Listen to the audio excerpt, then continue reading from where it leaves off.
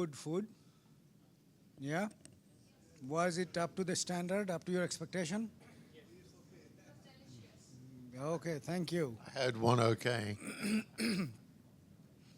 So all the credit goes to Professor Mustafizur Rahman, who is the key person in delivering the food to everybody. He cooked the food. Yeah.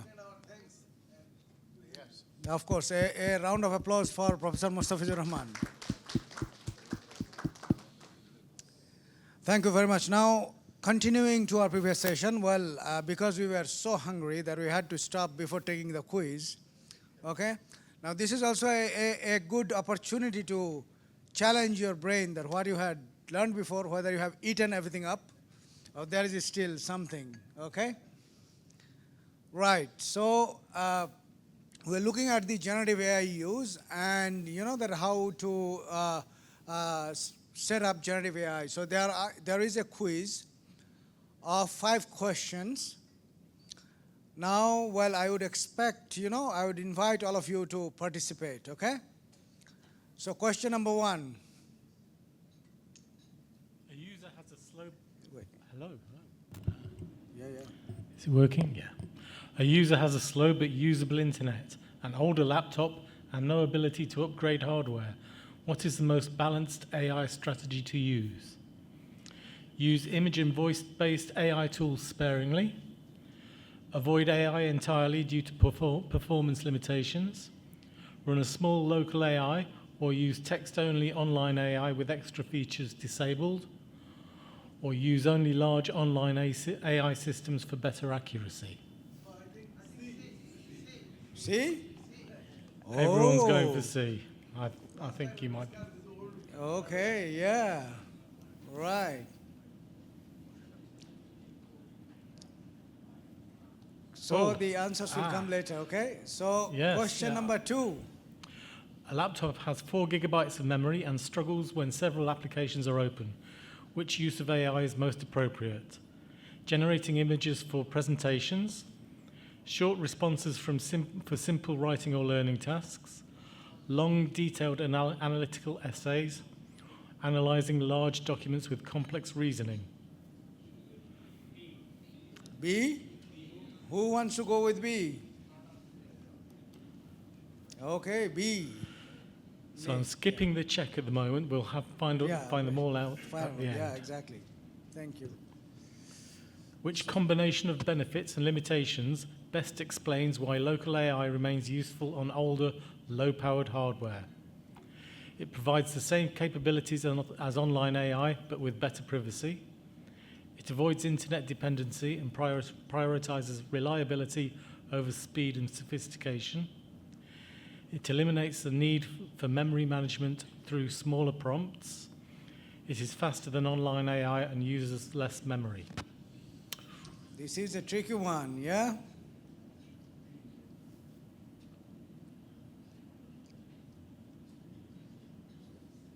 So who wants to go with A?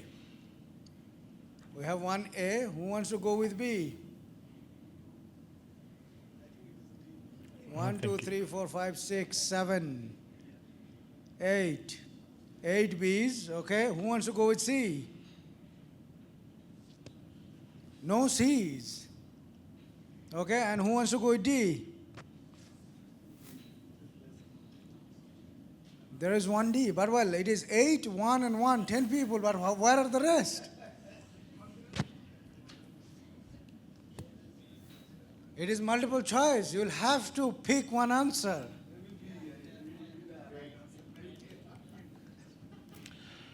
So it looks like I'm selecting B here. Yeah, B? Okay, so majority wants to go with B. Why do we recommend mobile AI apps over full web interfaces when internet bandwidth is limited? Mobile apps allow offline installation of AI models. Mobile apps are often more data efficient than full web interfaces. Mobile apps use newer AI models. Mobile apps automatically shorten AI responses. Who wants to go with A? No one. Who wants to go with B? It is B again. Yes, I think so. So the last question. Last question. What scenario best demonstrates a mismatch between task and AI setup? Using a text-only online AI on slow internet, using local AI to draft teaching notes, using local AI on old hardware to analyze very long documents, using local AI to rewrite emails while offline. Okay, which is the mismatch? C? C, I'd Okay, say. C. Finish the attempt. Submit.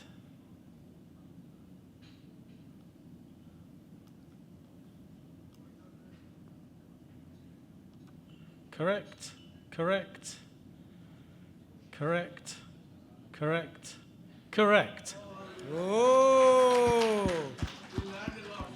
Which means that, well, the lunch didn't deteriorate the performance. Great. So it was a reward for the better answers. Great. Right. So just to summarize, you know that, well, the GenAI guidelines, well, these are merely guidelines which can possibly be, taken into consideration when you are using or allowing students to use generative AI-based technologies. Of course, well, we cannot shy away from the fact that the students would anyway be using them, okay? So the better approach is not to prohibit the usage, but to actually provide the necessary guidelines, and do's and don'ts that can channelize the usage in an appropriate way so that they do not fall a prey of these generative AI-based tools, over their own creativity and intelligence, okay? So that is what is the main goal of these set of guidelines, and this is something which have been contributed by you people here who have been participating in the previous workshops. Well, we tried to get feedback from you people, and based on your feedback, some of these guidelines have been updated. David, you want to go? Add anything? Yeah. So we still have a chance to tune these guidelines. Really interesting to hear various teams saying they have their own guidelines, either formally or informally. The Accessible Academy, you're members of the Accessible Academy, so you can go on to make edits, suggest extra guidelines, suggest extra units or tools as well. So it's a living, breathing system, and so do consider the guidelines in more depth, apply them in your teaching, and then if you think of any additions, you are part of the Accessible Academy. You can contact us, create new units, add based on your best practice. So these are, although we've already talked to you in the past, had workshops, we took on board your feedback, this is just the start of the process, okay? Thank you very much, David. And with this, well, the generative AI guidelines, we will stop here and we'll move on to the Athena Swan and the race equality framework, under which we want to promote female participation in higher education and, participation from peoples with different races. Nick, please. So just to give you an overview, Athena Swan began over 2 decades ago in 2005, and they've recently celebrated their 20th anniversary, and that's 20 years of Athena Swan and 10 years of the Race Equality Charter. Initially, Athena Swan was dedicated to advancing women in STEM, and subsequent to that, it has extended to the arts and humanities as well. By March 2025, there are 132 UK members of Athena Swan and 111 members of the Race Equality Charter, 11 small specialist institutions, and a total of 1,046 awards have been conferred. There are also international chapters as well. So the charters outside the UK include Ireland, Australia, Canada, US, and a pilot in Cyprus, with over 220 members collectively. So that's more than 350 institutions using or who have adopted one or more of the Advanced AHE charters. So the Athena Swan and the Race Equality Framework are run by an organisation called Advance HE. So going back to here, the charter itself, if I just let it.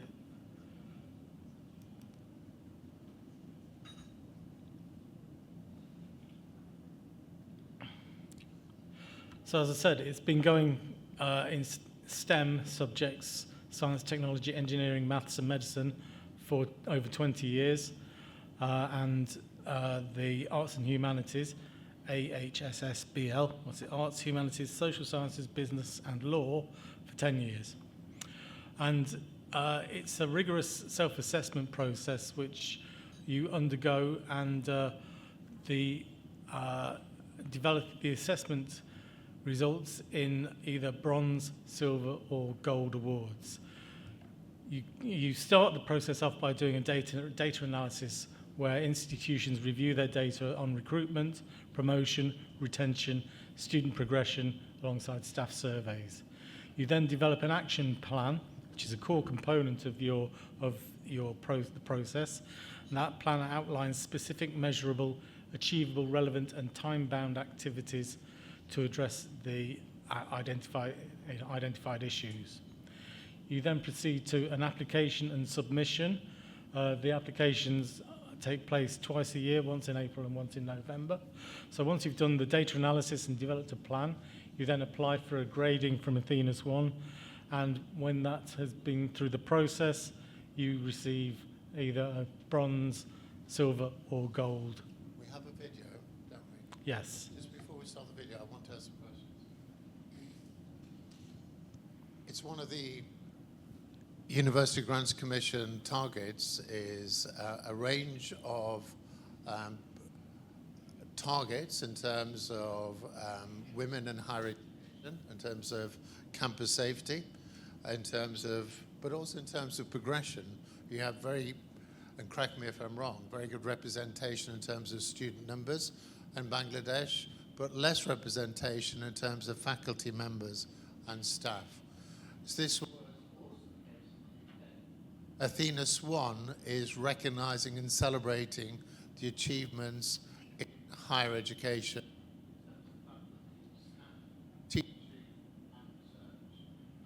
to the STEM subjects, celebrate those achievements, but provide pathways and affordances for women to progress in higher education. Can I ask at this point whether anything like Athena Swan exists in your universities? Anybody want to answer or contribute? Well, some people are nodding, saying that no, there is nothing as Nothing. such. So it's a good starting point. So it's a good starting point. It's really, if you look at SDG 4, quality education for all, in terms of inclusion and equality and quality education and lifelong learning for all, it's part of the targets. So this is a good starting point to introduce some of the various charters, Athena Swan and the Race Equality Charter in the UK, to help guide how you might tackle this in Bangladesh, because I know it's one of the targets after talking to the chairman today. I think what would be nice if we show you some example submissions for NTU in terms of a video, if that's possible, Nick. Example submissions. You just said that. There's a video there, isn't The there? video, yes. Yeah, sorry. So the video I thought was from the head of Advance HE. Okay, so let's start from there. I know we've got some, I've seen some other videos myself, but let's just, perhaps the video will help explain the concept.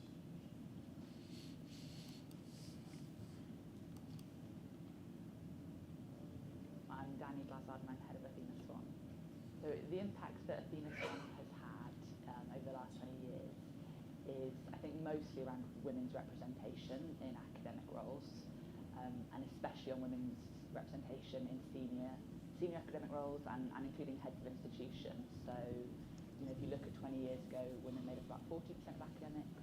Now we're near gender parity, and that growth has particularly been in senior roles. So in the last 10 years, kind of increasing women in professoriate, doubling of women heads of institutions.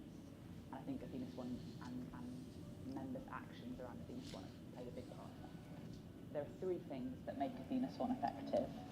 The first is that it's an evidence-based framework, and kind of all the research tells us that to have local impact we need to use evidence and come up with local contextualised actions that target our issues that we find in the evidence. The second thing that makes Athena Swan really effective is it's a community of practice. So it brings people across the sector together to learn from each other, so we're not all reinventing the wheel. And then the third is that it's a progressive framework. So it's a progressive award, and that really incentivises iterative and sustained action, which is why we've seen that kind of progress on gender equality over the last 20 years. The award holders and the members that we see achieving the most impact with their Athena Swan action plans are those that have a really rigorous focus on the monitoring and the evaluation and the implementation of their action plan. A bronze award really is only the beginning. It's a commitment to action, and where we see people really raising the bar in terms of their gender equality work, it's where they've got that focus on delivering the action plan, evaluating what's working and adjusting when things aren't working. And I think actually it's the design of the action plan that enables them to do that, making sure it's realistic, prioritised, super focused, and that they've thought about their evaluation right up front, so they can see where things are working and not working. I think the thing that I'm most inspired about in working in my role and the Athena Swan Charter is the individuals that have been doing this work, and some of them for 20 years since the Charter began, and how they kind of advocated for this case and made a real difference through their work.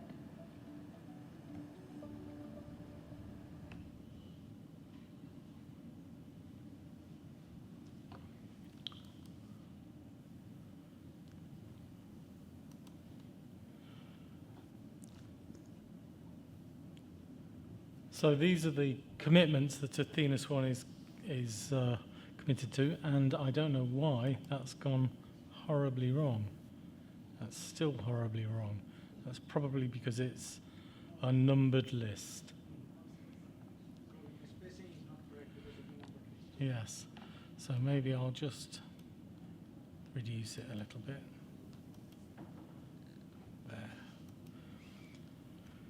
So I think the thing with Bangladesh is I think this applies more broadly as well to getting involvement from rural and isolated communities and impoverished communities.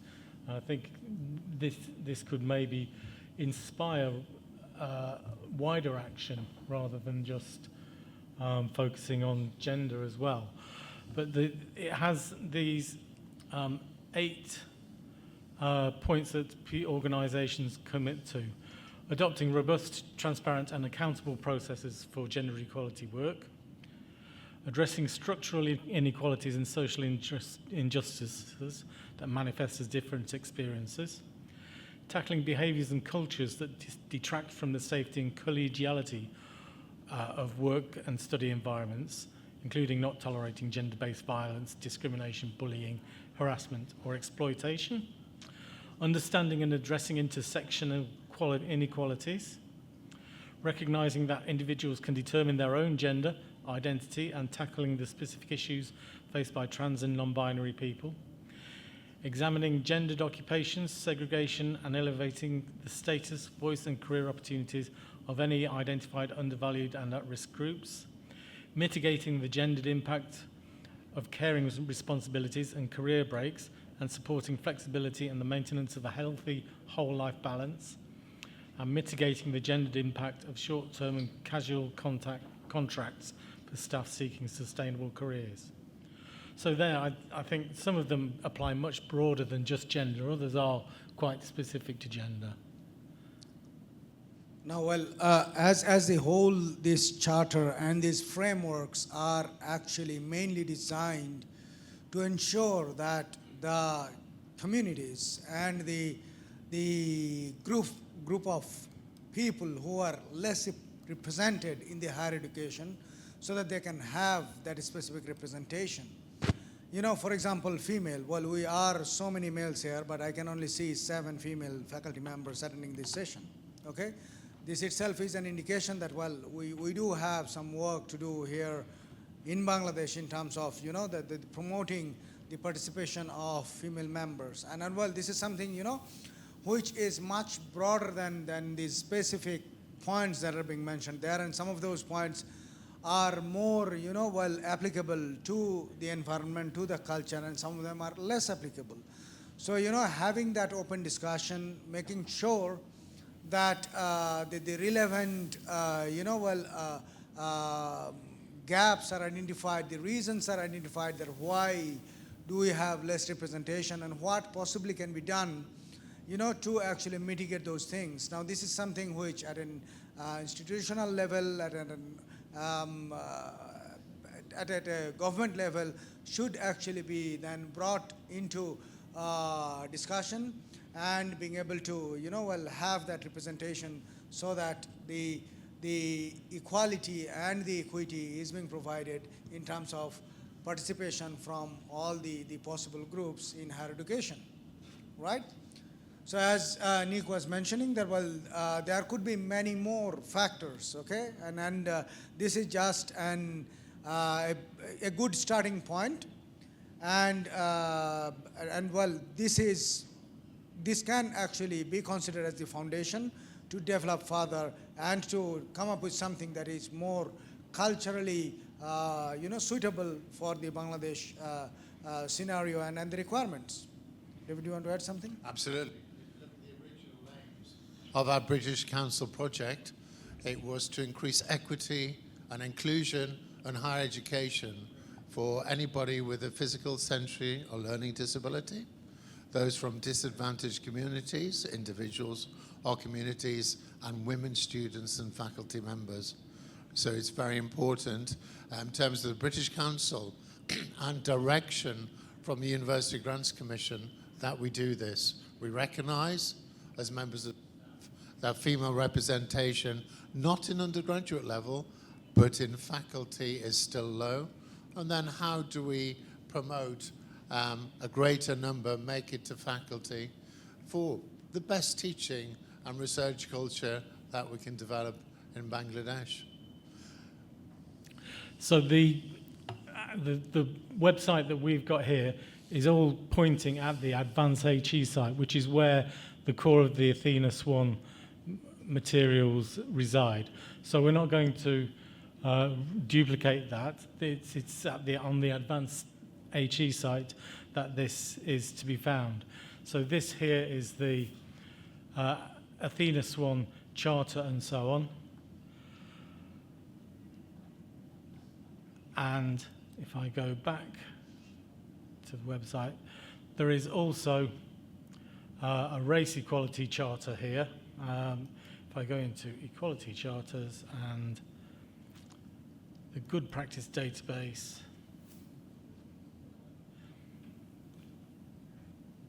so this good practice database covers both Athena Swan and the Race Equality Charter, and you can search this to find instances of institutions practicing their good practice over a wide range of activities and institutions. We could do the race equality video as well, or let's... And finish that before we go on to the survey, to impact. For the coffee break. Oh, the coffee break, sorry. I will not forget the coffee break, don't worry. So let's look at the video, then coffee, then we'll finish with the impact session.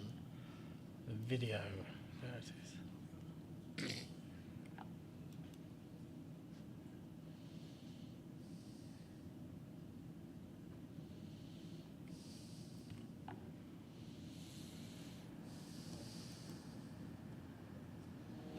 My name is Anne Mwangi, and I'm the head of the Race Equality Charter in Abansechi. We're celebrating the 10th anniversary of the Race Equality Charter this year.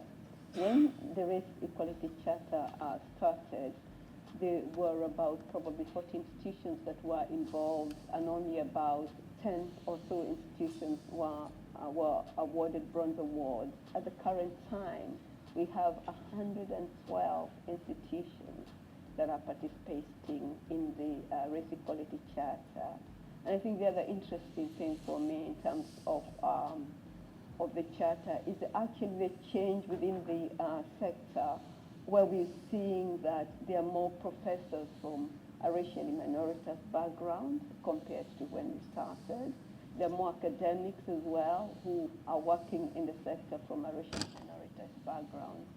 And when you look at the heads of institutions as well, when the REC started, there was none, and now we have about 10.5% of the heads of institutions are from a racially minoritous background. So we've made great strides in the last 10 years. What inspires me most about the work of the REC is to just see the determination of institutions, and particularly those people who are leading on this work on the ground, their determination to do this work, their determination to see things change. But also, what's so inspiring is also to see the leadership of institutions being really committed and actually allocating resources to progress the race work within the institutions. So seeing that and different people coming together to do this work is really, really inspiring. We have staff in Abansechi who are located to, our senior advisors who are located to respective institutions. So they work on an ongoing basis with institutions. They support the people who are leading on the Race Equality Charter. They support them to understand what the framework is like, what it entails, the starting point, and how to progress it. And then the link that we have with respective institutions also is really, really helpful, that somebody can pick up the phone and talk to us if they're worried or they don't know what they're doing around a particular area of their race equality work, or in terms of the race equality framework. So yeah, we are there to help them. And that also makes a big difference in terms of the engagement within institutions.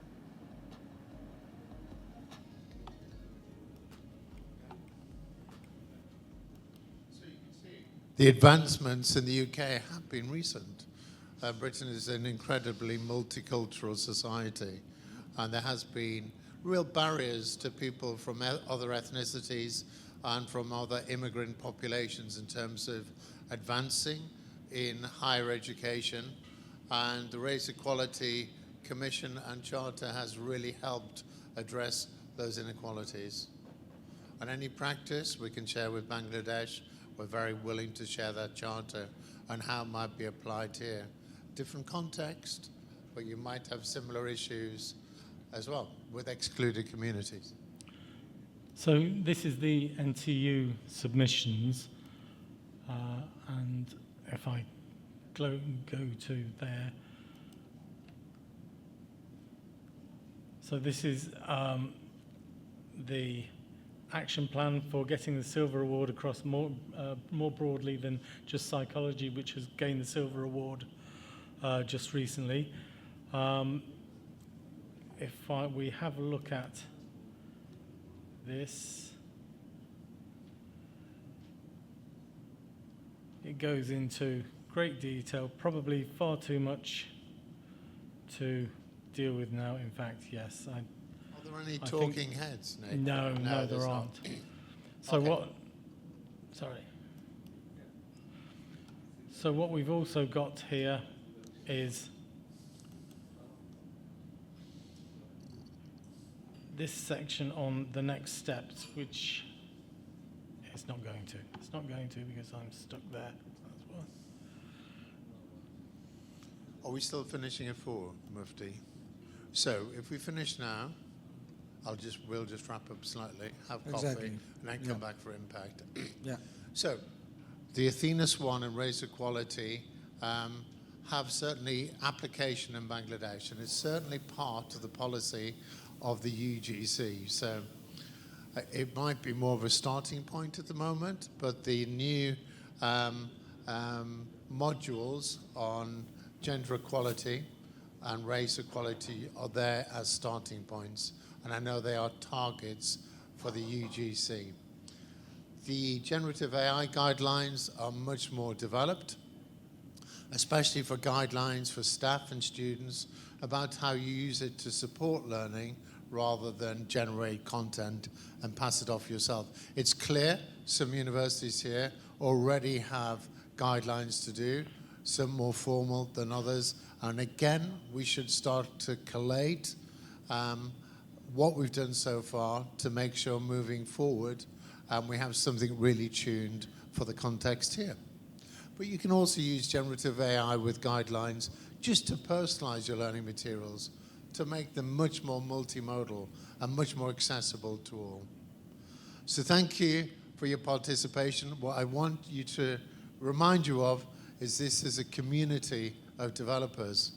So if anybody wants to contribute a unit to the Accessible Academy, please contact us. We're really interested in this being a community-based effort where you generate and develop modules which really advance what we're trying to do in terms of inclusive and equitable education across the region. And at that point, I think the gentleman here needs coffee. So we'll go for a coffee break now, and then we come in for a quick session on impact. Yeah. And now you can leave at 4 o'clock. So coffee first. Thank you. Any announcement? Professor Mustafiz? Yeah. Sorry to disturbing you all. I have one request, if possible. Like if I talk about myself, I did 3 masters and PhD, but when I have my first baby, then my family forcing me quit your job. But I'm struggling. Still now I'm struggling. But so is it possible to request UGC to manage a child care for all the institute, especially, of course, university, school, or institute, because most of the female teacher or female job holder, they are quitting their job only for their babies. Is it a big? It's a how can I say, brainstorming situation? Like when I'm taking the class, I'm observing the CC camera. My baby is okay or not? So CC camera is on. I'm taking the class, and I'm observing that my baby is falling down. So I don't know, how can you understand what is the moment? So if possible, I think and at this moment it is mandatory to ensure that a child care for every institute, for confirming the equality for the female faculty. Well, thank you for sharing your personal experience. As in all the workshops we've held, we take back observational feedback and the survey, and then we've produced a report. The report goes to the University Grants Commission, Okay. and it goes to the British Council. Okay. And I have to write the final report by the 30th of June. And then it becomes a paper as well, a recommendation paper on all of the barriers to access to higher education and progression, including disadvantaged communities, women students and disabled students. That then goes, because we know the major barriers are policy, and that's a policy recommendation, capacity building, ongoing resource is as well, and there's a range of other... And all the, I'm sorry to interrupt you, all the faculties, female faculties are ready to pay for their baby, for childcare. I know very well. Okay. They're ready for paying, because if there is childcare, I know he or she is good. And then I'm mentally I'm free, and I'm taking the class freely. Yeah, sure. Okay, so Yeah. it's I think this is the time to give us good mental health. So I think absolutely, thank you for sharing your experience. It will go into our report. The report goes to the British Council and the University Grants Commission. I talked to the chairman today, and the chairman said he's fully committed to making big changes. So it's really important that your feedback is shared with the University Grants Commission, and I will promise to do that. Thank you very Thank much. you. Thank you. David, Thank you. David, we didn't get to this very last part, which is the bit you developed a day or two ago. So this is specifically tuned to the Bangladesh case, isn't it? So we haven't got much time, but the last part of the toolkit on Athena Swan and race and equality looks at why this matters, and it's part of your question, why this matters for university leadership. It matters because of good institutional quality, reputation, good governance and accountability. And it matters, as you're saying, because of staff retention, progression and leadership development. There's also key challenges in implementing these charters in Bangladesh. These involve, look at that, women academics remain underrepresented in senior roles. And what can we do? Look at career breaks, care responsibilities, and limited mentoring disproportionately affect women. So we have made recommendations within the Athena Swan where we looked at how it's implemented in the UK and how it might be tuned for Bangladesh. And it also looks at equality considerations are rarely embedded in promotion, workload allocation, and leadership selection. Does this accord with your experience? Yeah. There's also strategic opportunities for governing councils about supporting good governance, positions gender equality as a government issue, building leadership capacity, and practical, scalable approaches to implement these charters throughout Bangladesh. So you have all the content, but we've looked at recommendations and implications for Bangladesh. All of this, in terms of reports, go on to the University Grants Commission and the British Council. So everything you've said is the draft report. We haven't finished it yet, Professor Saiful Islam, not yet, but these are the recommendations that are going into the final report. So thank you for that. Yes. So we do have this roadmap as well, Okay. just describing first 2 years, years 3 and 4, and year 5, to try to move forwards towards a more inclusive workplace in the universities, leading up to year 5, where hopefully things are getting embedded into the leadership, good practices being shared, and there are tangible and noticeable changes that are happening to the staff, the female staff's work-life balance. And the final message going to the Governing Council and senior leaders doesn't require major structural change. It's